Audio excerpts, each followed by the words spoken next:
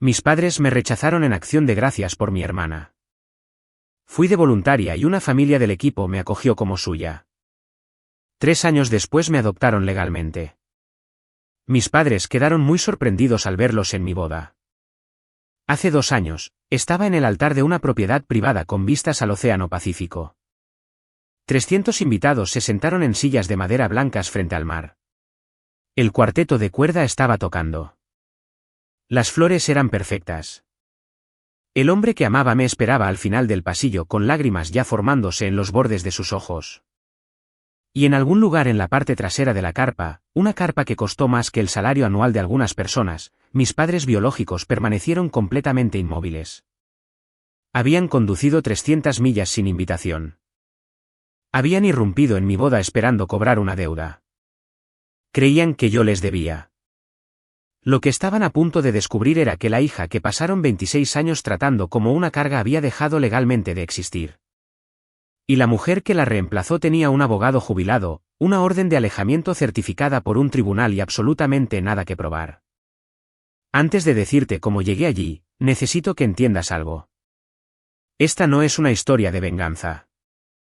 Pasé mucho tiempo pensando que lo era, pero no lo es. Esta es una historia sobre lo que sucede cuando finalmente dejas de esperar a que las personas que te hirieron se conviertan en las personas que necesitabas, y encuentras a esas personas tú misma. Me llamo Mara. Tengo 28 años, y esta es la historia de cómo perdí una familia, construí otra desde cero, y vi cómo las personas que me desecharon se dirigían directamente al ajuste de cuentas más público de sus vidas.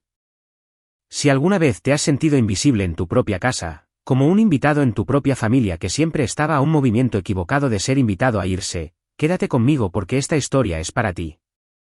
Y si algo de ella te toca algo real, dale al botón de suscribirse y deja un comentario diciéndome desde dónde estás viendo. Leo cada uno. Ahora, déjame llevarte de vuelta a donde realmente comenzó esto. Era un martes por la noche de noviembre, 3 días antes de Acción de Gracias. Tenía 25 años, vivía en un estudio abarrotado en Los Ángeles, trabajando horas brutales como diseñadora de UX en una agencia de nivel medio. Tenía un vuelo no reembolsable a Sacramento reservado. Mi maleta estaba medio hecha en la cama cuando mi teléfono se iluminó con el nombre de mi madre. Contesté con una sonrisa, 2 años de condicionamiento hacen eso a una persona. Su voz era plana. No la voz plana de alguien cansado, la voz plana de un administrador cancelando una cita de baja prioridad. Me dijo que no fuera a casa ese año. Dijo que mi hermana menor, Vanessa, estaba lidiando con estrés personal y simplemente no quería verme. Dijo que necesitaban mantener la paz. Esas 4 palabras habían sido el sistema operativo de toda mi infancia. Mantener la paz siempre significaba exactamente una cosa. Asegurarse de que Vanessa nunca experimentara un solo segundo de incomodidad. Incluso si significaba borrarme del panorama por completo. Le dije a mi madre que ya había comprado el billete. Me dijo que asumiera el costo. Dijo que tenía un buen trabajo. Dijo que Vanessa necesitaba unas vacaciones sin estrés y que mi presencia siempre la ponía ansiosa. Entonces la línea se cortó. Sin negociación, sin disculpa, una eliminación limpia y clínica. Me senté en el borde de mi cama durante mucho tiempo. El apartamento se sentía muy pequeño. La versión antigua de mí habría desempacado la maleta, pedido comida a domicilio y pasado el jueves llorando en el sofá preguntándose qué había tan fundamentalmente mal en ella para que su propia madre la encontrara más fácil de amar a distancia. Pero algo cambió esa noche. No dramáticamente, sin rayos de claridad, solo una ira tranquila y fría que atravesaba el dolor familiar. Tomé mi laptop y escribí lo primero que me vino a la mente. Turnos de voluntariado para Acción de Gracias en Los Ángeles. En 5 minutos, había reclamado un puesto libre en un programa de voluntariado benéfico en el centro. Cerré la laptop antes de poder convencerme de lo contrario, sin tener ni idea de que esta decisión desesperada e impulsiva estaba a punto de reescribir por completo mi vida. La mañana de Acción de Gracias fue tranquila de una manera que Los Ángeles casi nunca es. Las autopistas estaban vacías. La ciudad había exhalado. Conduje al centro con las manos apretadas en el volante, diciéndome que esto estaba bien. Esto era bueno. Esto era exactamente donde se suponía que debía estar. El centro benéfico era un edificio de ladrillo antiguo cerca del distrito financiero. En el momento en que crucé las puertas principales, todo el silencio desapareció. La sala principal estaba llena de ventiladores industriales y vapor, y cientos de sillas plegables raspaban el linóleo desgastado. Voluntarios con delantales amarillos se movían entre las estaciones de servicio. El aire olía a pavo asado y café quemado y limpiador de suelos. Un coordinador me entregó un delantal y me señaló hacia la línea de servicio. Fue allí donde los conocí. La pareja estacionada a mi lado no parecía gente que estuviera allí para una oportunidad fotográfica anual de sentirse bien. Trabajaban con el ritmo tranquilo y constante de personas que llevaban mucho tiempo haciendo esto. El hombre se presentó como Michael. Tenía profundas líneas de expresión y el tipo de calidez fácil que llena una habitación sin exigir atención. Su esposa, Ellen, estaba a su lado, concentrada y precisa, sirviendo judías verdes con la eficiencia concentrada de alguien a quien realmente le importaba si cada persona en esa línea recibía suficiente comida. Michael mencionó que era un abogado de derechos civiles jubilado. Ellen dijo que había pasado 30 años como directora de escuela secundaria. Luego simplemente me incorporaron a su línea de montaje y nos pusimos a trabajar. Durante la primera hora, operé en piloto automático. Serví agua, entregué vasos, mantuve una sonrisa funcional en mi rostro. Pensé que lo estaba controlando bastante bien. Luego se me cayó una bandeja. El mostrador de servicio estaba resbaladizo por la condensación. Extendí la mano para tomar una bandeja fresca cargada con vasos de agua. Mi agarre resbaló y todo se fue al suelo con un estruendo que resonó por el pasillo como un disparo. Hielo y agua se extendieron por el suelo. Vasos de plástico rodaron debajo de las mesas de servicio. Mi columna vertebral se puso rígida. Cerré los ojos con fuerza y me preparé para el ataque verbal porque en esa fracción de segundo, no era una mujer de 25 años en el centro de Los Ángeles. Tenía 10 años, de pie en la cocina de mis padres en Sacramento, mirando un cuadro roto de té helado a mis pies. Mi padre, Daniel, se cernía sobre mí, con la cara enrojecida, y en lugar de preguntar si el vaso me había cortado, señaló el desorden y me dijo que era un desastre andante. Dijo, nunca presté atención. Me dijo, Vanessa nunca hacía cosas como estas. Me quedé detrás de ese mostrador de servicio esperando exactamente lo mismo. Michael se arrodilló junto a la bandeja derramada. No suspiró. No puso los ojos en blanco. Miró el charco de agua helada y soltó una risa cálida y tranquila. La gravedad está de fiesta, dijo. Me entregó una toalla seca. Estaba sonriendo. No había irritación en su cara, ni siquiera un rastro. Ellen ya había venido por el mostrador con un trapeador. Me dijo que el año anterior, a Michael se le había caído una bandeja entera de relleno directamente sobre sus propios zapatos, y olieron a salvia durante 3 semanas. Dijo que el agua era la limpieza más fácil que harían en todo el día. Me dijo que respirara. Limpiaron el derrame en menos de 1 minuto. Nadie me dio una lección. Nadie me comparó con nadie. Solucionaron el problema y siguieron adelante. La comprensión me golpeó tan fuerte que tuve que apoyarme en el mostrador. Los errores no tenían por qué significar defectos de carácter. El castigo para el que me había estado preparando toda mi vida no era la respuesta humana universal a la imperfección. Era solo la respuesta que me habían enseñado a esperar de las personas específicas que me criaron. Cogí una bandeja nueva. Mis manos estaban firmes por primera vez en toda la mañana. Durante las siguientes horas, a medida que la prisa disminuía y el salón encontraba su ritmo, los 3 hablamos, realmente hablamos. Michael preguntó sobre mi trabajo con genuina curiosidad, apoyándose en el mostrador de metal como un hombre que no tenía nada mejor que hacer. Cuando le expliqué que el diseño de UX consistía esencialmente en identificar la fricción en un sistema y eliminarla, sonrió lentamente y dijo que había pasado toda su carrera legal tratando de hacer exactamente lo mismo. Eliminar la fricción para las personas que eran aplastadas por sistemas que nunca fueron diseñados para ellas. Nadie en mi familia biológica había preguntado nunca sobre mi carrera. Mi padre pensaba que la industria tecnológica era frívola. Mi madre solo valoraba los trabajos que podía mencionar en el club de campo. Vanessa pensaba que mi trabajo era aburrido. Pero aquí, en un ruidoso comedor de beneficencia en un día festivo que me habían prohibido pasar con mi familia, un abogado de derechos civiles jubilado me miraba como si lo que hacía todos los días realmente importara. A primera hora de la tarde, las multitudes disminuyeron y comenzamos a limpiar las estaciones. Un hueco dolor se acumuló en mi pecho. La distracción estaba terminando. Era hora de volver al apartamento vacío. Un joven voluntario gritó, «Feliz acción de gracias», al salir por la puerta, riéndose ya de llegar tarde a casa de su tía. La mención casual de una cena familiar me golpeó como una llave que gira en una cerradura. Mi garganta se apretó, me di la vuelta y me concentré en fregar el mostrador de acero, parpadeando con fuerza, negándome a llorar frente a estos amables extraños. Ellen apareció a mi lado. No preguntó qué pasaba. No ofreció consuelo. Simplemente cogió una esponja y empezó a limpiar el mostrador junto al mío. Y con voz baja y conversacional, me dijo que Michael siempre cocinaba suficiente pavo para alimentar a un pequeño ejército. Dijo que sus hijos mayores estaban todos en la costa este con sus suegros ese año. Dijo que la casa estaba demasiado tranquila. Michael se acercó por detrás, le puso una mano en el hombro y me dijo que siempre recogían un vagabundo o dos en acción de gracias. Dijo que tenían un asiento vacío en su mesa y que les encantaría que yo lo llenara. Me quedé inmóvil con la esponja en la mano. Todos mis instintos gritaban que dijera que no. Había pasado toda mi vida aprendiendo que extender la confianza solo conducía a heridas más profundas. ¿Y si se daban cuenta de que era aburrida? ¿Y si se me caía algo en su casa y la calidez se evaporaba?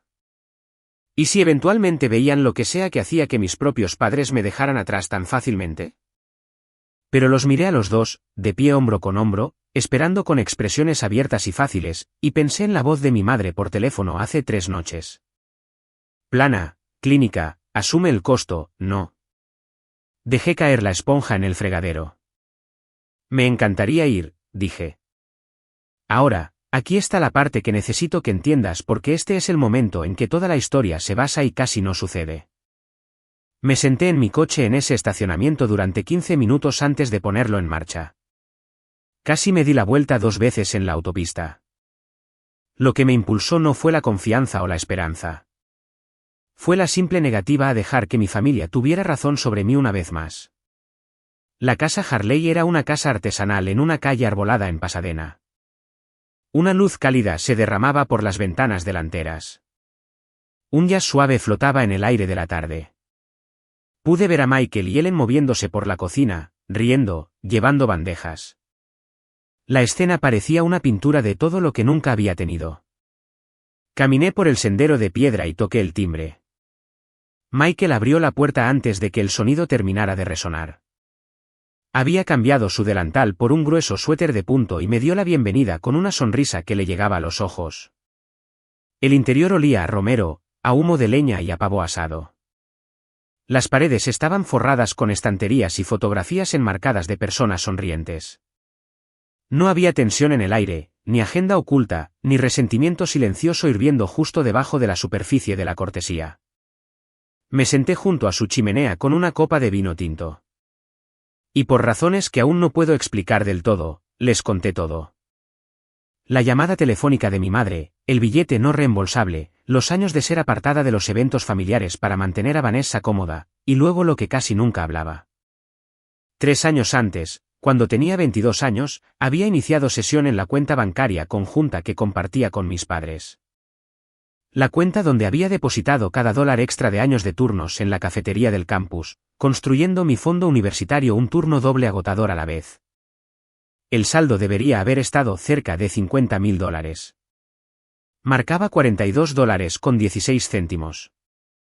Conduje a Sacramento presa del pánico y encontré a mis padres en la mesa del comedor revisando folletos brillantes de arreglos florales tropicales. Vanessa estaba de pie en el centro de la habitación con un vestido de novia de seda importado, dando vueltas. Mi padre, Daniel, no levantó la vista de su folleto cuando me dijo que habían movido los fondos para cubrir el depósito de una boda en un resort en Maui. Dijo que Vanessa se casaba con una familia prominente y necesitaba esa boda para su posición social. Dijo que yo siempre había sido fuerte. Dijo que ya me las arreglaría.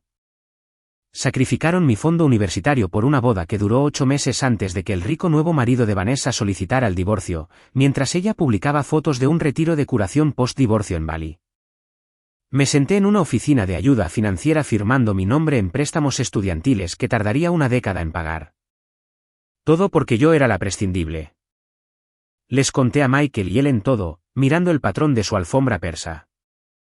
Cuando finalmente me detuve, el silencio se sintió enorme. Me preparé para la suave redirección, el y estoy segura de que te quieren a su manera, la minimización suave y cuidadosa que la gente ofrece cuando no quiere tomar partido. Ellen dejó su copa de vino. Se inclinó hacia adelante y me miró directamente a los ojos y dijo con tranquila e inquebrantable certeza, a veces, las personas que te dieron la vida son las menos calificadas para estar en ella. Sentí que algo se desbloqueaba en mi pecho que no sabía que estaba sellado. Michael levantó su copa y me dijo que no le debía a nadie un asiento en mi mesa, especialmente a las personas que me hacían pagar mi propio plato. Entonces mi teléfono zumbó en la mesa de café. Un mensaje de texto grupal de mi madre.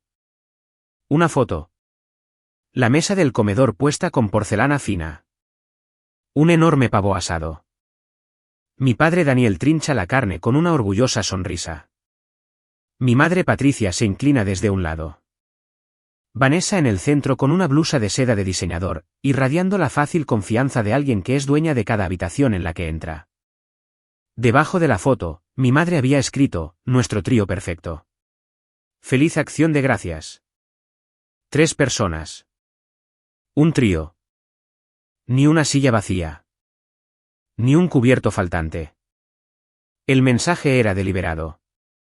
Me quedé mirando la pantalla mientras Michael y Ellen observaban tranquilamente desde el otro lado de la habitación. La versión antigua de mí habría ido al baño, habría llorado hasta que se le hincharan los ojos, y habría respondido algo desesperado y apologético. Abrí el contacto de mi madre. Desplacé hasta abajo. Pulsé bloquear llamante. Hice lo mismo con mi padre.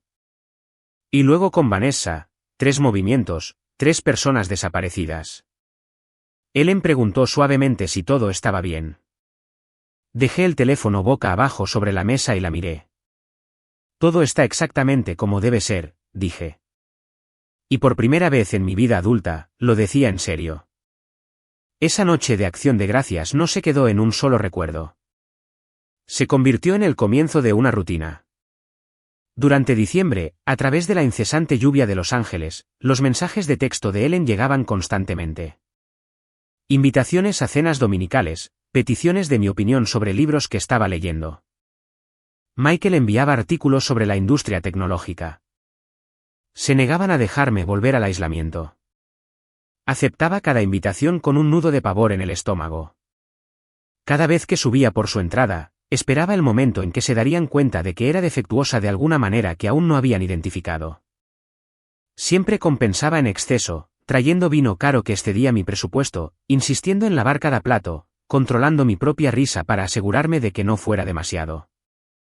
Un domingo por la noche, Ellen me encontró fregando furiosamente una olla en el fregadero después de la cena. Se acercó y cerró el grifo. Me quitó la esponja de las manos y me dijo suavemente, pero claramente, que no tenía que pagar mi asiento en su mesa. Dijo que me habían invitado porque me querían allí.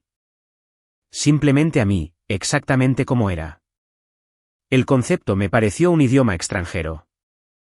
Pero durante los meses siguientes, lo demostraron a través de acciones consistentes y tranquilas. Celebraban mis pequeñas victorias, sobrevivir a un plazo de proyecto difícil, arreglar un fallo de software con genuino entusiasmo. A principios de primavera, la armadura defensiva que había llevado toda mi vida comenzó muy lentamente a aflojarse. Una tarde, estaba sentada en la isla de su cocina con mi laptop abierta, revisando un proyecto de interfaz de usuario cuando Michael me miró por encima de sus gafas de lectura. Estudió los esquemas durante un largo momento. Luego me dijo que tenía una mente analítica brillante, que veía sistemas donde otras personas solo veían caos, y me preguntó si me estaban compensando justamente por ese nivel de trabajo. Di una respuesta seca sobre el alquiler y los pagos de préstamos. Él frunció el ceño, Sacó su teléfono y me habló de un vicepresidente de producto en una firma de software de primer nivel en Santa Mónica. Alguien que le debía un favor de un caso de propiedad intelectual años atrás. Me pidió el enlace de mi portafolio. Los viejos miedos surgieron inmediatamente. ¿Y si fallaba la entrevista? ¿Y si lo avergonzaba? ¿Y si desperdiciaba el único favor que había guardado cuidadosamente durante años y el fracaso se convertía en una pared entre nosotros? Michael me miró con completa calma y dijo que no estaba cobrando un favor por piedad. Estaba haciendo una inversión de alto rendimiento. Dijo que yo era auténtica y que quería abrir la puerta, pero que yo sería la que la cruzaría. Le envié el enlace. El reclutador llamó 2 días después. Pasé la semana siguiente preparándome con una intensidad enfocada y casi feroz. Cuando entré en la sede de Santa Mónica para la ronda final, no llevé a la chica aterrorizada de Sacramento a la sala. Llevé la confianza que Michael y Ellen habían pasado meses mostrándome tranquila y pacientemente que ya era mía. La oferta de trabajo llegó 48 horas después. El paquete de compensación duplicó mi salario anterior e incluía opciones de acciones. La asfixiante ansiedad financiera que había arrastrado desde que mis padres vaciaron mi fondo universitario se disipó en una sola tarde. Por primera vez en 3 años, llamé a Michael y Ellen desde el estacionamiento, llorando tan fuerte que tuve que detenerme. Me llevaron a cenar esa noche y brindaron por mi futuro. Por primera vez en 25 años, el suelo bajo mis pies se sintió genuinamente sólido. Pero esto es lo que nadie te dice sobre finalmente sentirte a salvo. El trauma es un depredador paciente. Espera hasta que dejas de vigilar. Y lo que sucedió después es la parte de esta historia que todavía llevo de manera diferente a todo lo demás. Un martes a finales de mayo, estaba en mi nuevo escritorio revisando un lanzamiento de producto cuando comenzó un dolor sordo en mi lado inferior derecho. Lo ignoré. A las 4 de la tarde, se había convertido en una agonía cegadora y radiante que me robaba el aliento a mitad de la frase. Mi visión se nubló.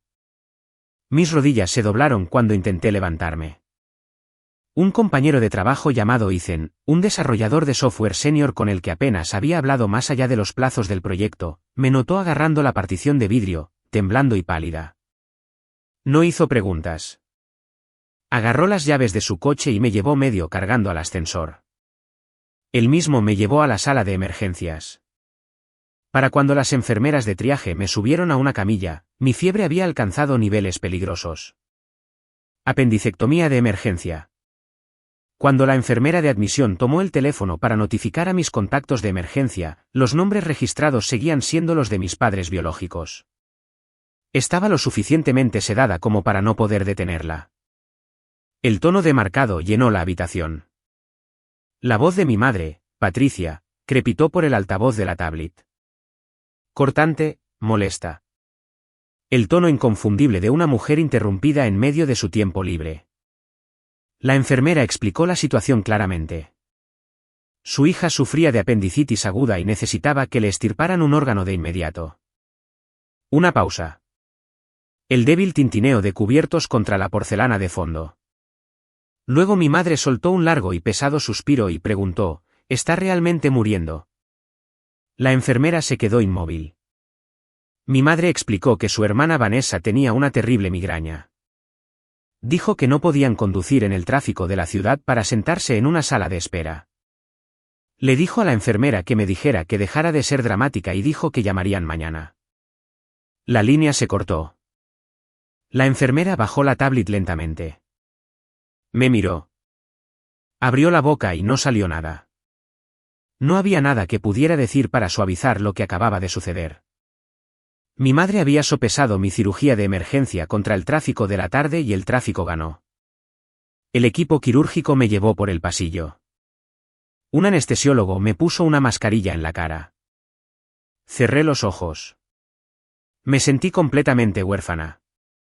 Desperté con el pitido constante de un monitor cardíaco y una mano cálida cepillando el cabello de mi frente. Ellen Harley estaba sentada en la silla de plástico para visitantes, arrastrada hasta el borde de mi cama. Todavía llevaba su ropa de jardinería debajo de un abrigo que se había puesto a toda prisa. Sus ojos estaban rojos e intensos y llenos de alivio. Me dijo que Ethan, el compañero de trabajo que me había llevado a la sala de emergencias, se había quedado en la sala de espera todo el tiempo. Recordó que una vez mencioné a Michael durante una pausa para el almuerzo. Había buscado en mis contactos telefónicos y llamó a los Harley en el momento en que entré en el quirófano. Michael ya estaba en el pasillo cuando lo noté hablando con la enfermera jefa con la autoridad enfocada e inquebrantable de un hombre que había pasado su carrera doblando los tribunales a su voluntad. Había organizado un traslado a una habitación privada en un piso más tranquilo. Había dejado su tarjeta de crédito como garantía sin que se lo pidieran. Mis padres biológicos se negaron a conducir con tráfico.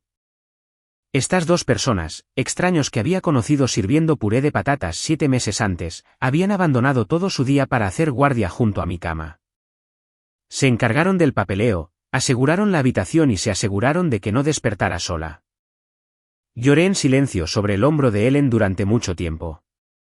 2 días después de mi recuperación, Michael acercó su silla a mi cama y cambió de registro. No era el cálido padre sustituto en el que había llegado a confiar. El abogado, me dijo llanamente y sin drama que le habían dicho lo que mi madre había dicho en la llamada de admisión. Luego me dijo algo que no sabía. Que, según la ley de California, mis padres biológicos seguían siendo mis parientes más cercanos legalmente. Si hubiera llegado a ese hospital inconsciente, Patricia y Daniel habrían tenido autoridad legal sobre cada decisión médica. Si algo me sucedía, heredarían mi patrimonio. La mujer que se negó a desafiar el tráfico de la tarde para saber si su hija sobrevivía a una cirugía podría haber decidido legalmente si vivía o moría. El pensamiento me revolvió el estómago. Pregunté cómo detenerlo. Michael metió la mano en su maletín y sacó un bloc de notas legal en blanco. Lo puso sobre su rodilla, apoyó las manos en el papel y me miró con un afecto tranquilo y sincero. Luego me preguntó si alguna vez había oído hablar de la adopción de adultos. Negué con la cabeza. Lo explicó cuidadosamente. Un adulto que consiente en California puede ser formalmente adoptado por otra familia, nuevo certificado de nacimiento, nuevos padres legales, y lo más importante, la ruptura permanente ordenada por un tribunal de todos los derechos de parentesco de la familia biológica, sin derecho a reclamación.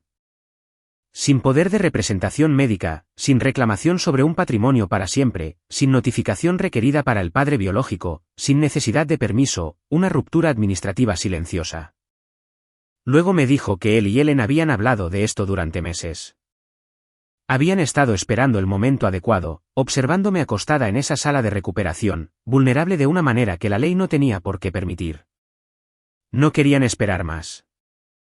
Me quedé mirando el bloc de notas legal en blanco. El concepto de romper una cadena que había asumido que era irrompible toda mi vida. Se sintió como exhalar un aliento que había estado conteniendo durante 25 años. Le pregunté dónde tenía que firmar. Antes de seguir, tengo que hacer una pausa aquí porque acabamos de llegar al corazón de lo que realmente trata esta historia. ¿Alguna vez has tenido que elegir conscientemente a las personas que te aman porque las que se suponía que debían hacerlo simplemente no eran capaces de ello? Deja tu respuesta en los comentarios. Háblame de la persona que apareció para ti cuando no tenía ninguna obligación de hacerlo. Te prometo que alguien que está leyendo tus palabras ahora mismo necesita verlas. Y si aún no estás suscrito, esta es la comunidad en la que quieres estar. Ahora, déjame seguir porque las cosas están a punto de ponerse mucho más complicadas. Ethan visitó el hospital esa noche con girasoles amarillos y una sonrisa tímida. Se quedó durante 1 hora y me hizo reír más fuerte de lo que había reído en meses hasta que Michael lo echó suavemente para que pudiera descansar. Unas semanas después de mi alta, una vez que me dieron el visto bueno para alimentos sólidos y trabajo sólido, fui a su escritorio para agradecerle apropiadamente. Me preguntó cómo estaba, no por formalidad, sino con genuina curiosidad. Esa pregunta desencadenó la primera conversación real que habíamos tenido fuera de los estrictos parámetros de los plazos de los proyectos. Le debía una comida. Aceptó. Esa cena se convirtió en un café de fin de semana, que se convirtió en largas caminatas nocturnas por el muelle mientras el verano californiano se enfriaba hasta el otoño. Ethan Black había crecido en una familia numerosa y ruidosa en San Diego. Desordenada y caótica y desbordante de afecto ruidoso y sin complicaciones. Sus padres asistían a cada partido de fútbol y celebraban cada pequeño hito. El contraste entre su educación y la mía creaba un constante zumbido bajo de conflicto interno en mí. Siempre esperaba el momento en que se daría cuenta de que mi presencia era una carga. Cada pequeña fricción entre nosotros ponía mi sistema nervioso en alerta máxima. Una noche, después de una jornada laboral de 10 horas, intenté cocinar la cena y quemé todo. El humo llenó la cocina. La alarma chilló. Me quedé de pie junto a la estufa, agarrando el borde del mostrador, con el pecho apretado, preparándome para la fría decepción que había aprendido a esperar de los hombres en mi vida. Ethan entró, apagó la alarma, abrió una ventana, llevó la sartén arruinada al fregadero y me rodeó los hombros tensos con sus brazos. Apoyó la barbilla en la parte superior de mi cabeza y sugirió tranquilamente que pidieran comida tailandesa. Eso fue todo. Ni un suspiro, ni una retirada sutil, ni un comentario diseñado para hacerme saber que le había costado algo. Solo comida tailandesa y sus brazos alrededor de mí. Rompió algo en mí que había estado en pie durante mucho tiempo. Me di cuenta de que no tenía que ganarme mi derecho a ser amada a través de una ejecución impecable. Ethan desmanteló mis muros defensivos, no forzando su entrada, sino demostrándome una y otra vez en momentos tranquilos e insignificantes que el espacio fuera de ellos era seguro.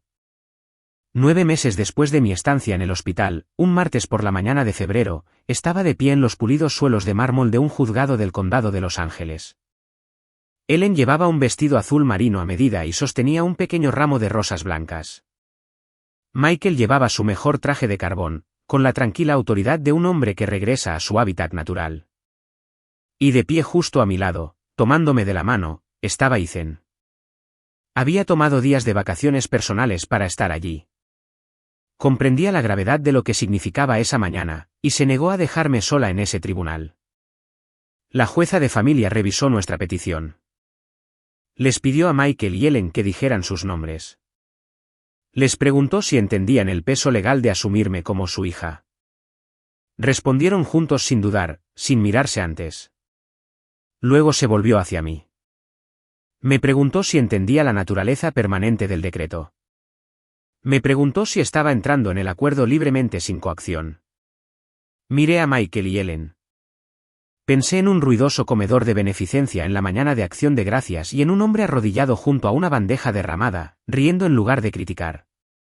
Pensé en una habitación de hospital privada y en una mujer con ropa de jardinería sentada vigilante junto a mi cama en medio de la noche. Pensé en 26 años de que me dijeran de 100 maneras diferentes que era algo difícil de amar. Volví a mirar a la jueza. Mi voz salió clara y firme. Ella sonrió. Firmó la última página. El mazo golpeó el bloque con un golpe nítido y definitivo. El nombre que me habían dado al nacer ya no existía en ninguna capacidad legal. Yo era Mara Harley. Era legalmente intocable. Patricia y Daniel nunca más podrían tomar una decisión médica por mí. Nunca podrían reclamar mi patrimonio. Nunca podrían volver a entrar por la puerta que tan felizmente habían cerrado. Celebramos en una tranquila cafetería cerca del juzgado. Ethan levantó su taza de café por mi nuevo nombre. Michael me entregó los documentos judiciales certificados en un impecable sobre de Manila, todavía cálido, con el sello dorado en relieve del Tribunal Superior de California. Pasé mis dedos por el sello. La cadena que había estado arrastrando durante 26 años había sido cortada por una jueza con un solo trazo de pluma. El año siguiente fue el más estable de mi vida. Mi carrera se aceleró.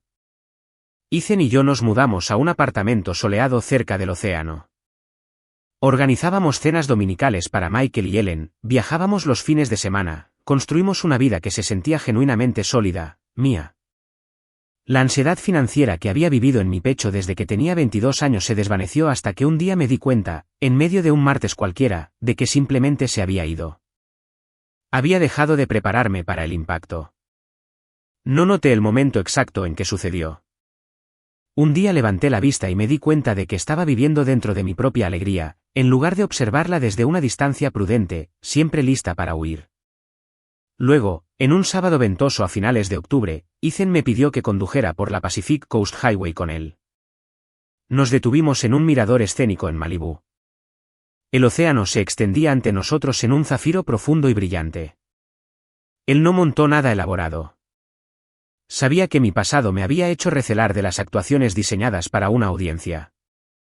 Simplemente me tomó las manos, me miró a los ojos y me dijo que yo era su hogar. Me preguntó si quería construir el resto de mi vida con él. Sacó una caja de terciopelo del bolsillo de su chaqueta, un diamante de talla esmeralda, un anillo de oro fino. Mi respuesta fue inmediata, llorosa y completamente segura. Compartimos la noticia con Michael y Ellen esa noche. Ellen lloró y abrazó a Ethan con fuerza. Michael abrió una botella de champán vintage que había estado guardando. Y así, estábamos planeando una boda. El lugar era una finca privada en lo alto de un acantilado en Malibú con impresionantes vistas al océano y jardines con terrazas bien cuidadas. Ellen se metió sin problemas en el papel de madre de la novia, asistiendo a cada prueba de vestido, ofreciendo comentarios honestos y suaves hasta que encontré un vestido de seda minimalista que se sentía exactamente bien. Michael se encargó de los contratos de los proveedores con el enfoque metódico de un hombre que había pasado su vida detectando malos tratos antes de que se firmaran. El proceso fue alegre, protegido, aislado por el amor. Los primeros meses se sintieron como la prueba de que la vida que había construido era real. Entonces llegaron las pruebas de papelería a mi bandeja de entrada. Estaba sentada en la isla de mi cocina revisando las elegantes tarjetas color crema, y mis ojos se detuvieron en una sola línea cerca de la parte superior de la invitación formal. El formato tradicional dejaba un espacio en blanco para los padres de la novia. Miré el cursor durante un largo momento. Pensé en Patricia y Daniel. Me permití exactamente 10 segundos para lamentar la versión de este día que nunca existiría. Sentí la tristeza y luego la dejé pasar. Escribí los nombres Michael y Ellen Harley. Ver esas palabras escritas con tinta negra formal se sintió como una victoria final y tranquila. No tenía idea de que, 300 millas al norte, mi familia biológica ya se había enterado de la boda, y no tenía idea de lo desesperados que se habían vuelto. Patricia y Daniel habían pasado años manteniendo la imagen de una familia próspera y exitosa. Pero la imagen sin sustancia tiene una fecha de caducidad. Años de préstamos imprudentes, inversiones inmobiliarias fallidas y una gestión financiera voluntariamente deficiente finalmente habían alcanzado a Daniel. El banco exigió sus préstamos. Las líneas de crédito se agotaron. El club de campo suspendió su membresía por cuotas impagadas. Las notificaciones de cobro se amontonaron en la mesa de entrada de mármol. La situación de Vanessa era igualmente sombría. Su estilo de vida post-divorcio había sido completamente financiado por nuestros padres. Y cuando Daniel finalmente se sentó con ella y le dijo que las cuentas estaban vacías, ella entró en pánico. Recorrió sus contactos de redes sociales, contactando a viejos conocidos con solicitudes de préstamo apenas veladas enmarcadas como oportunidades de inversión. Todos la rechazaron. Una tarde, por pura desesperación, escribió mi nombre en un sitio web de redes profesionales. Los resultados de búsqueda se cargaron. Mi foto de perfil llenó la pantalla. Pulcra, segura de sí misma, con un blazer a medida. Mi título, directora senior de experiencia de usuario, una de las principales firmas tecnológicas del sur de California. Un premio de la industria. Una entrevista vinculada de una revista tecnológica que cubría mi ascenso profesional y mi compromiso con Ethan Blake. Descrito como un arquitecto de software principal de gran éxito, una foto cándida de nosotros en una gala benéfica. Mi anillo de compromiso de esmeralda captando el flash de la cámara. Vanessa se quedó mirando.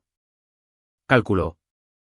No estaba viendo a una hermana que había sobrevivido a una emergencia médica sola o a una mujer que había reconstruido su vida desde la nada. Vio un ingreso de 6 cifras y un futuro cuñado rico.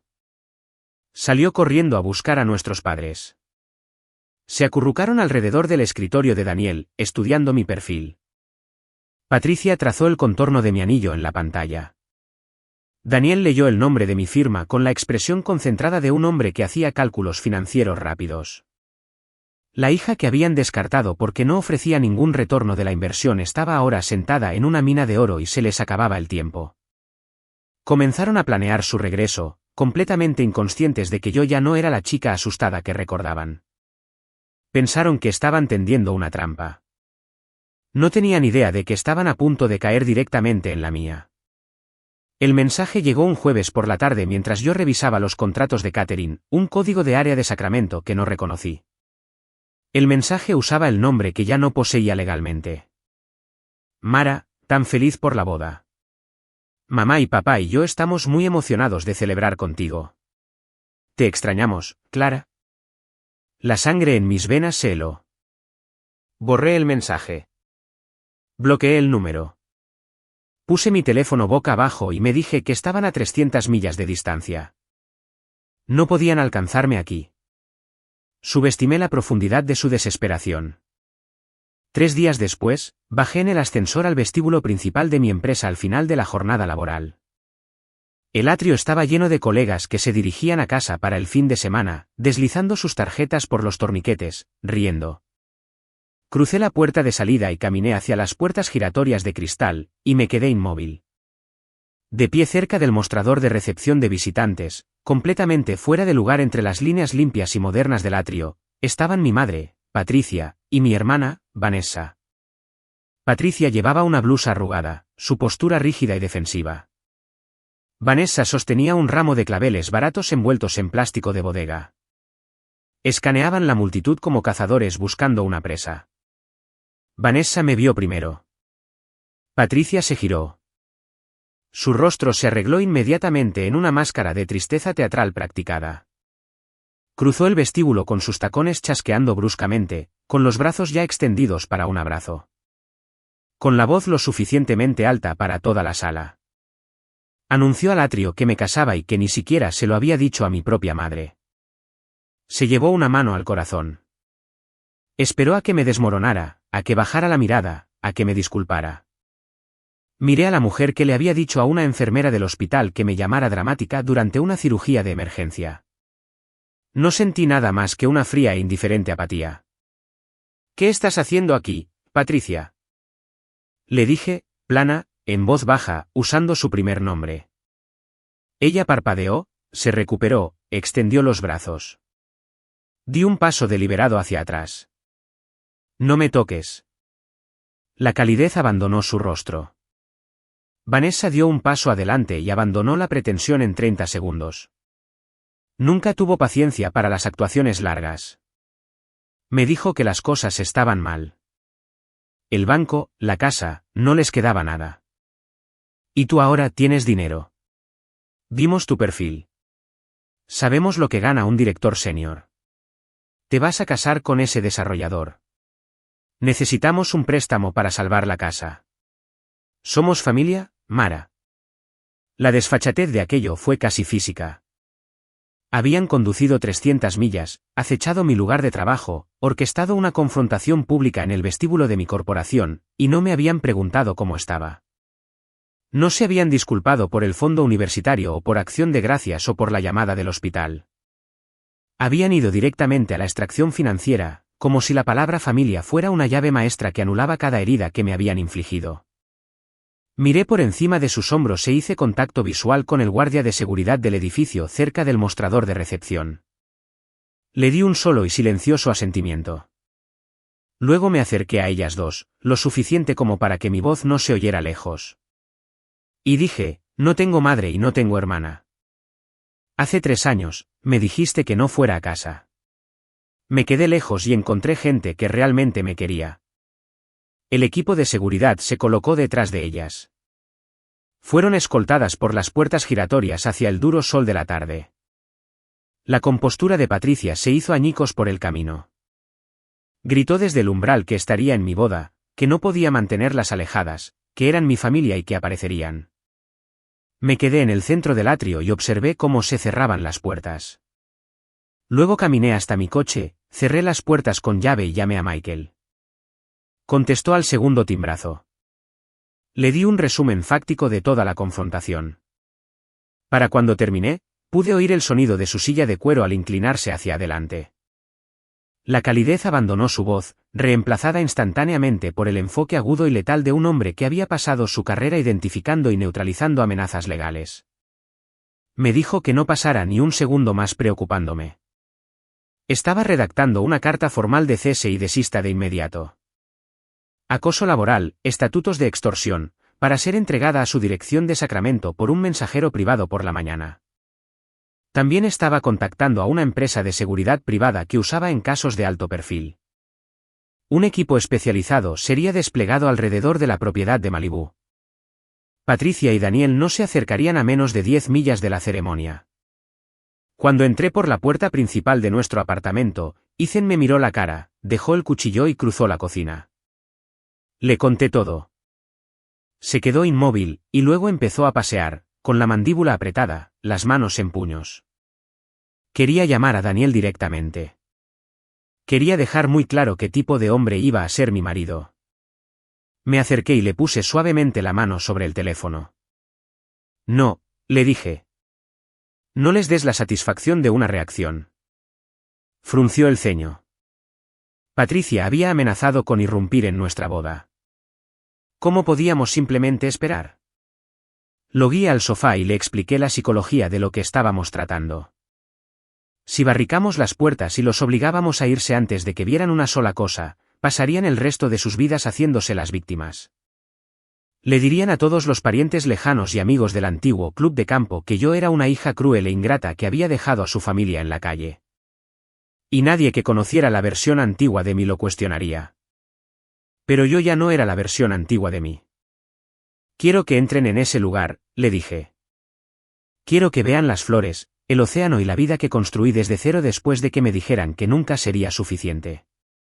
Quiero que estén en una habitación llena de cada persona que me ha elegido y que se den cuenta de que no tienen ningún poder sobre ningún momento. Quiero que presencien su propio reemplazo. Ethan se quedó en silencio durante un largo momento. Luego una sonrisa lenta y orgullosa cruzó su rostro. ¿Quieres tender una trampa?, dijo. Sí, y quiero que caigan justo en el centro de ella. Pasamos el resto de la tarde trabajando en los detalles con Michael. La carta de cese y desista sería el cebo. Un narcisista no puede ignorar un límite legal formal. Lo experimentan como un desafío. Garantizaría su llegada, y cuando llegaran, yo estaría lista. Lo que no podía predecir era lo espectacularmente que superarían todas las expectativas que había establecido para ellos. La semana de la boda llegó con la cálida luz dorada de principios de junio. Nos hicimos cargo de la finca de Malibú durante 4 días, llenándola con la familia de Ethan de San Diego y los Harley de Pasadena. Los padres de Ethan, Frank y Carol Blake, llegaron con sus 2 hermanos mayores en una ola de ruido y afecto fácil. Carol me tomó la cara entre sus manos en el momento en que salí del coche y me dijo que yo era la hija que siempre había rezado para que Ethan encontrara. Frank le dio una palmada en el hombro a Ethan y dijo algo sobre casarse muy por encima de su nivel. Para el jueves por la noche, Michael y Frank estaban en la parrilla debatiendo la técnica del salmón al cedro mientras Ellen y Carol se sentaban en el patio con vino blanco, reorganizando los asientos de la cena de ensayo como si se conocieran desde hacía años. Me quedé en el balcón de la suite nupcial y los observé, sintiendo algo que casi había dejado de creer que estaba disponible para mí. No tenía que monitorear el ambiente. No tenía que encogerme para evitar molestar a alguien. Mi presencia aquí era un regalo, no un inconveniente. El viernes por la mañana, Ellen llamó suavemente a mi puerta. Llevaba una gran bolsa blanca para ropa, sus ojos con una mezcla particular de orgullo y suave nostalgia que había llegado a reconocer en ella. Me dijo que sabía que había encontrado el vestido perfecto, pero que quería darme algo para completarlo, solo si yo quería. Desabrochó la bolsa y sacó con cuidado un velo de longitud catedral hecho de tul diáfano con delicado encaje bordado en los bordes. Dijo que lo había encargado a una boutique en Pasadena específicamente para mí. Le había dicho a la diseñadora, mi hija es fuerte y moderna, pero merece un toque de elegancia clásica. Dijo, mi hija, no la mujer que adopté, no mi dependiente legal, simplemente mi hija.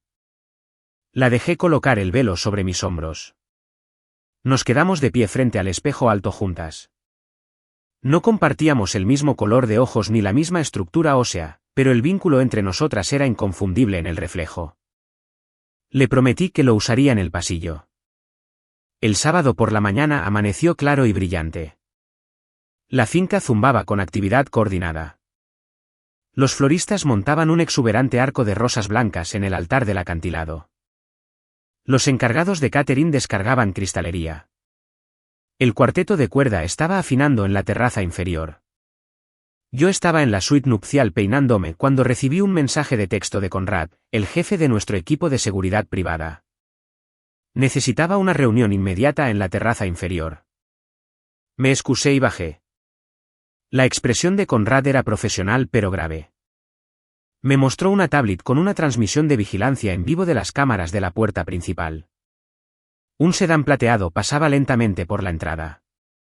Pintura opaca, un golpe en el parachoques trasero. Hice zoom en la matrícula. Daniel. Habían pasado por la puerta 4 veces en la última hora. 3 ocupantes, Daniel, Patricia y Vanessa.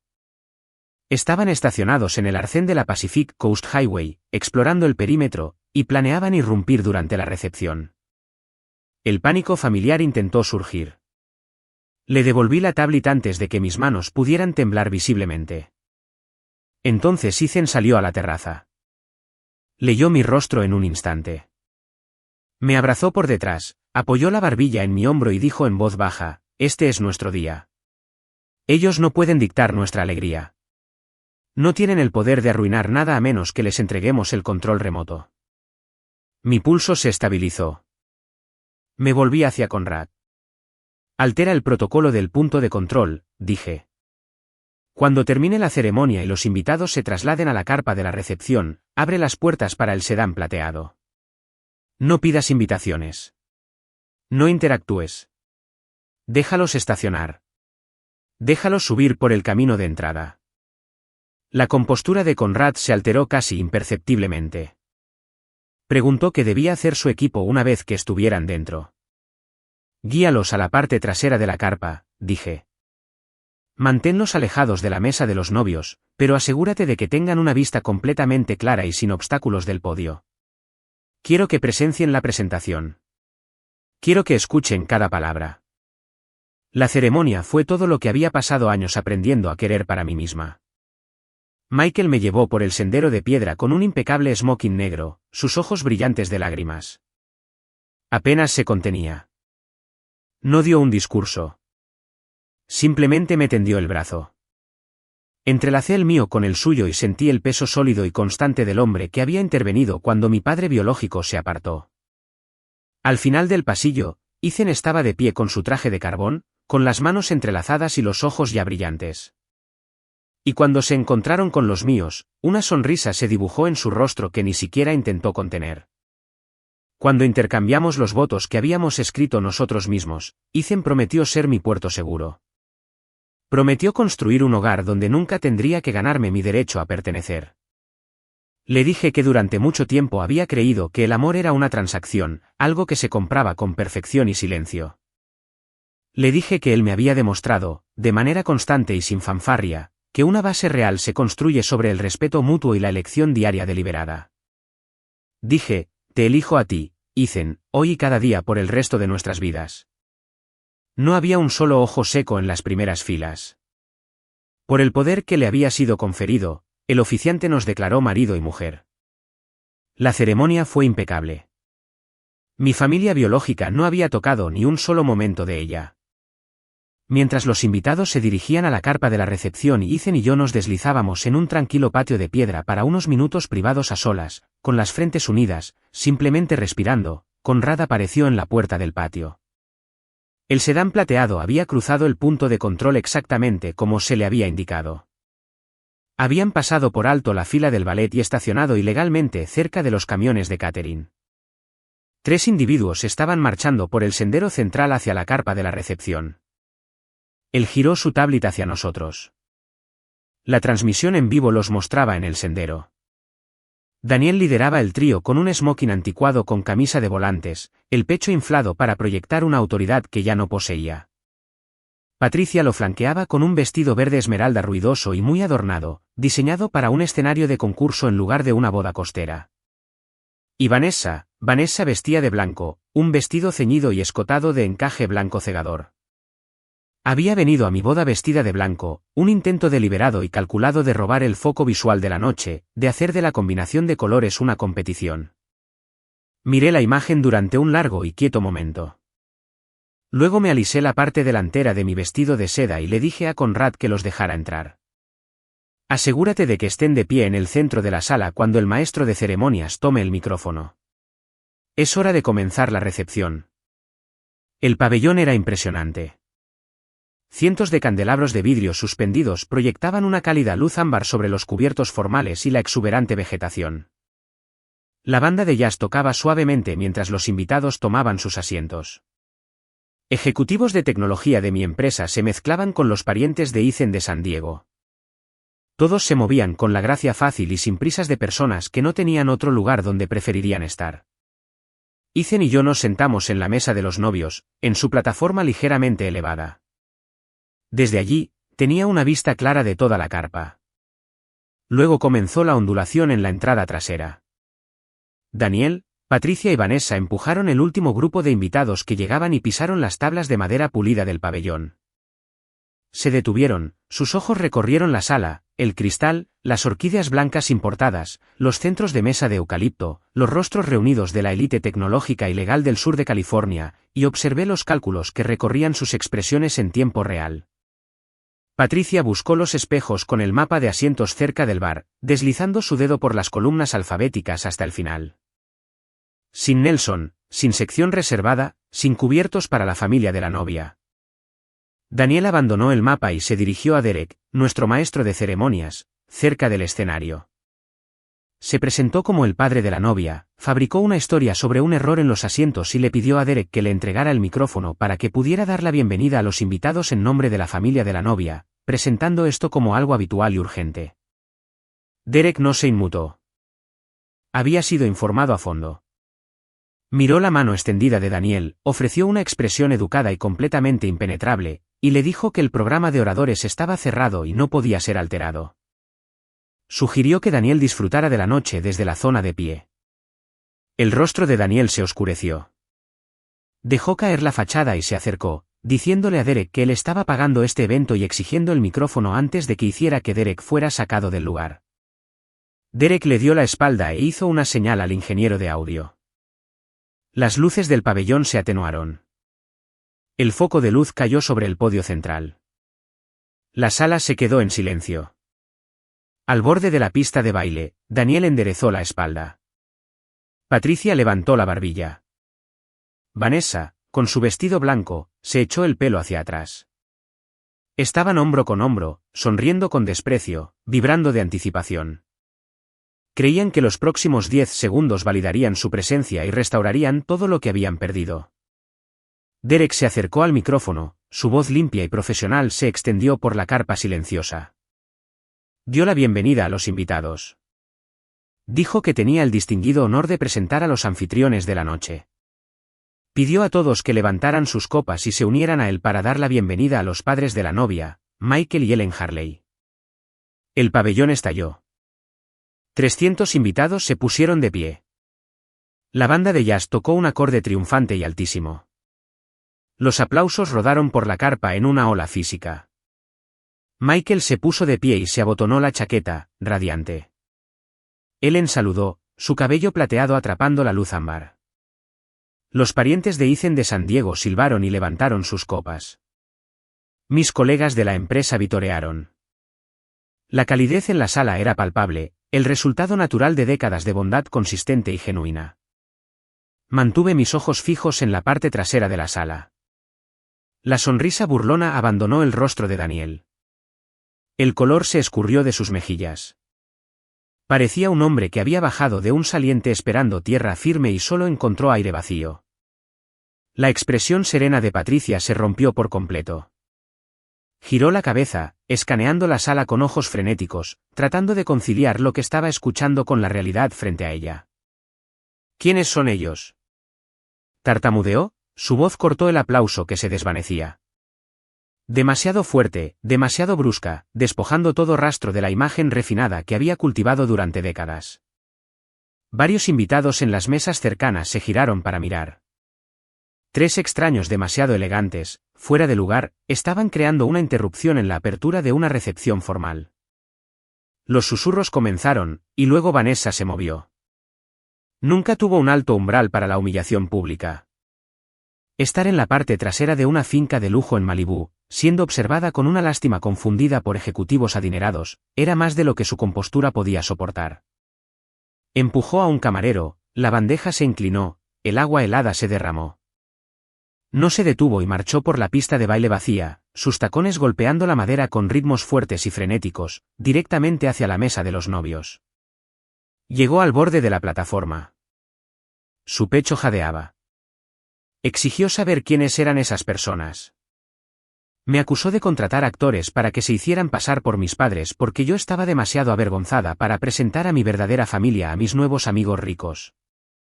Su voz seguía subiendo y luego dijo la parte que había conducido 300 millas para decir, papá está perdiendo su negocio. El banco está embargando la casa.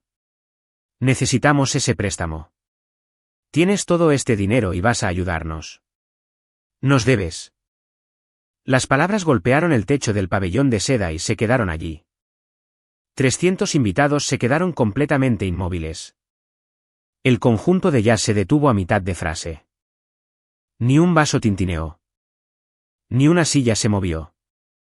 Capitalistas de riesgo, abogados litigantes y arquitectos de software se sentaron en un silencio total y atónito, observando a una mujer con un vestido blanco barato gritar una demanda financiera a una novia, en la boda de su propia hermana, delante de todos, mientras vestía de blanco. La ironía de ese vestido blanco se quedó en la sala como un veredicto. Me levanté. La seda de mi vestido susurró suavemente en el silencio. Me agaché y cogí el micrófono. Miré a Vanessa, debajo de mí. Su pecho jadeaba. Estaba esperando la disculpa, el acuerdo tranquilo y privado que haría desaparecer la escena. Hablé sin levantar la voz. Dije su nombre. Dije que hacía 3 años, nuestra madre me llamó la semana antes de Acción de Gracias y me dijo que no fuera a casa porque yo era una carga. Dije que escuché. Me quedé lejos y encontré gente que realmente me quería. Un murmullo se extendió entre los invitados sentados. Daniel se acercó al borde de la mesa, con el rostro de un peligroso carmesí, y me señaló. Gritó que yo era su responsabilidad legal, que él me había criado, que no podía dar la espalda a la familia cuando las cosas se ponían difíciles, que yo les debía. El jadeo colectivo de 300 personas fue agudo e inmediato. No había pedido reconciliación. No había expresado amor, dolor o remordimiento. Había reclamado la propiedad. Se había parado en una sala llena de gente influyente y había exigido un retorno de su inversión biológica como si la paternidad fuera un arreglo financiero cuyos términos ahora estaba cobrando. Michael se levantó de la mesa VIP. No se apresuró. Se movió con la precisión medida y deliberada de un hombre que había pasado su carrera acercándose a testigos hostiles. Se abrochó la chaqueta. Subió los 2 escalones a la plataforma y se colocó entre Daniel y yo. Tranquilo como una piedra, dijo con una voz que transmitía autoridad absoluta sin elevarse un solo decibelio. En realidad, Daniel, estás operando bajo una grave concepción legal errónea. Daniel se burló y le dijo que no se metiera. Este es un asunto familiar. No tienes derecho a interferir. Michael abrió la carpeta de Manila. Sacó los documentos judiciales, papel con marca de agua, el sello dorado en relieve del Tribunal Superior de California, y explicó con una precisión tranquila y conversacional que el nombre sobre el que Daniel creía tener autoridad, ya no existía en ninguna capacidad legal.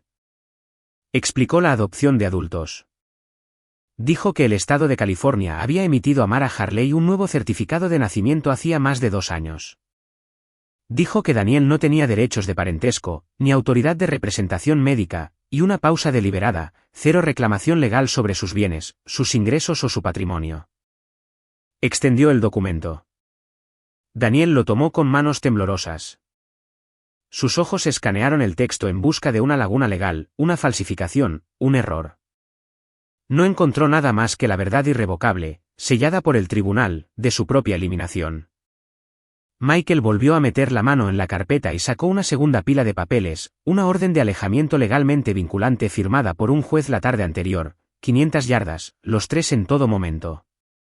Adjunto a ella, un aviso formal de allanamiento de morada presentado ante el departamento del sheriff local.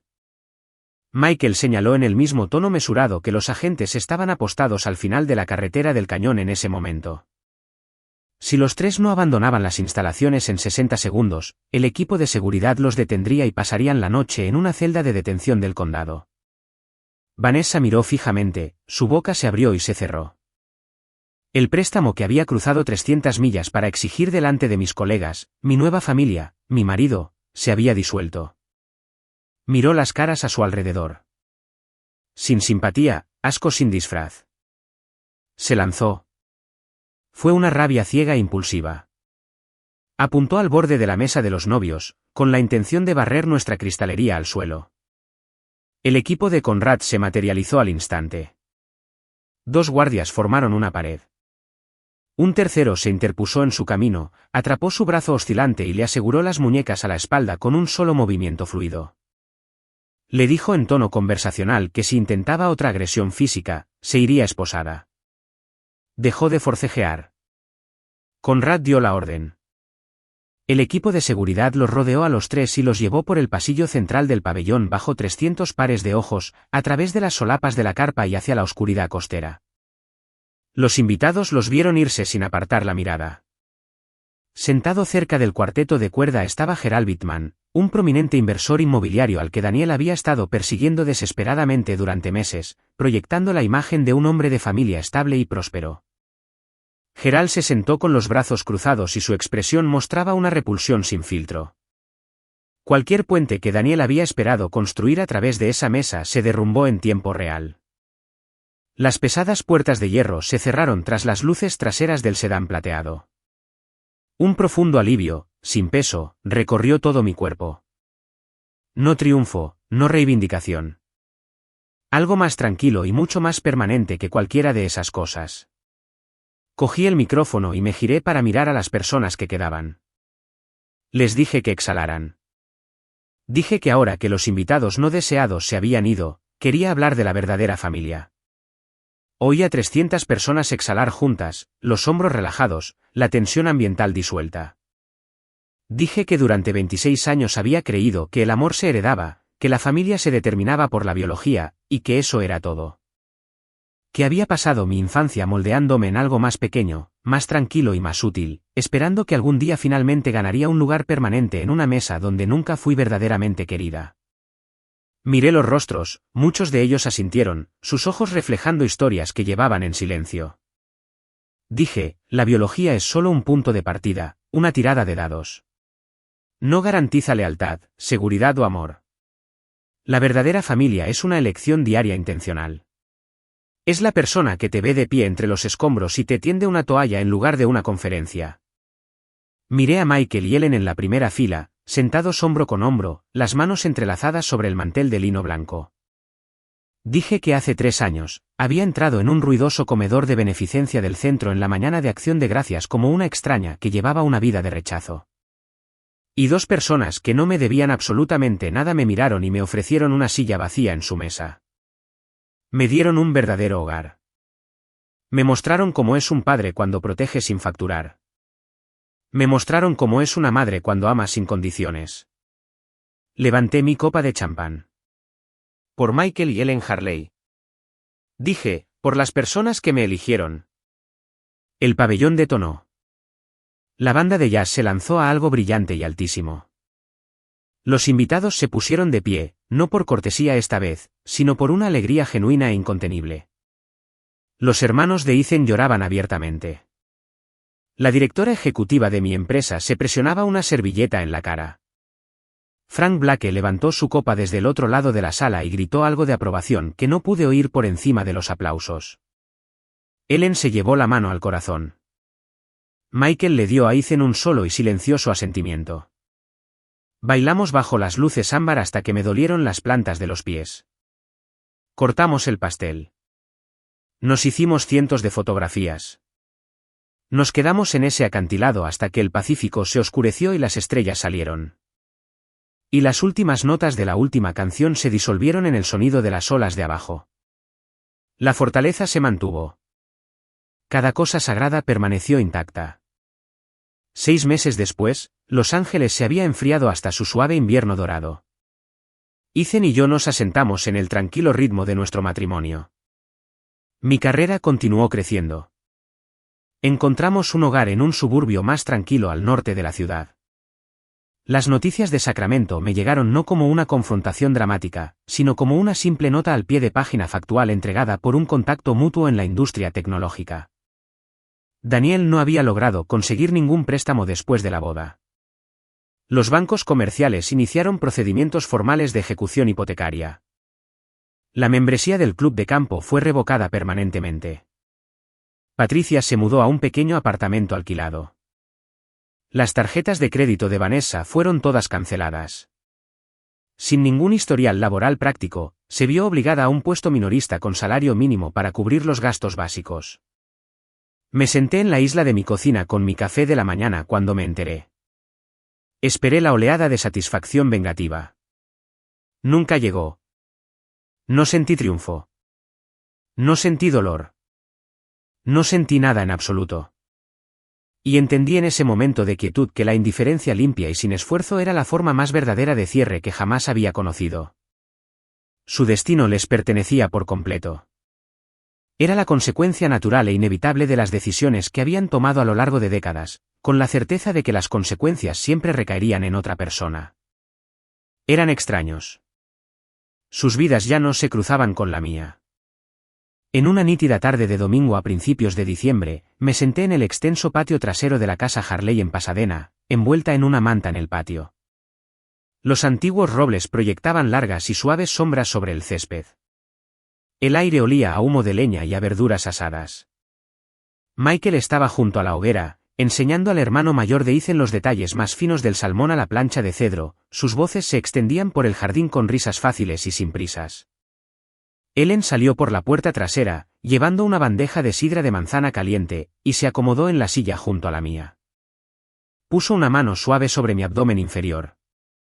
Estaba embarazada de 4 meses de nuestra hija. Ethan se acercó y me entregó una taza antes de darme un suave beso en la coronilla. Tomó la silla a mi otro lado y se unió a la conversación en silencio, como siempre lo hacía, sin necesidad de anunciar su llegada. Sostuve la taza caliente con ambas manos y miré alrededor del patio a las personas que se habían convertido en la arquitectura de mi vida. Pensé en la hija que crecía dentro de mí. Le hice una promesa silenciosa allí mismo, bajo el amplio cielo de California. Ella nunca conocería el frío aguijón del amor condicional. Nunca tendría que ganarse su lugar en una mesa en su propio hogar. Nacería en una familia que fue elegida deliberadamente, construida cuidadosamente y unida por algo mucho más fuerte que el accidente de la sangre compartida. Tomé un sorbo de sidra. La paz se asentó profundamente en mis huesos. Había pasado 26 años esperando sentirme segura. Sobreviví al exilio y construí un reino a partir de sus ruinas. Y finalmente tenía lo único que siempre había querido de verdad. Una familia que siempre, sin excepción, me diría que volviera a casa. Si te quedaste conmigo hasta el final de esta historia, quiero dejarte 2 cosas. La primera, la biología es un punto de partida, no una sentencia de por vida. No le debes lealtad a las personas que tratan tu existencia como una carga. Alejarte de eso no es abandono, y no es crueldad. Es el acto de autoconservación más profundo que jamás realizarás. La segunda, la familia que construyes a propósito siempre será más duradera que la que te tocó por casualidad. Las personas que te eligen consistentemente, sin agenda, sin una factura esperando al final. Esas son por las que vale la pena luchar.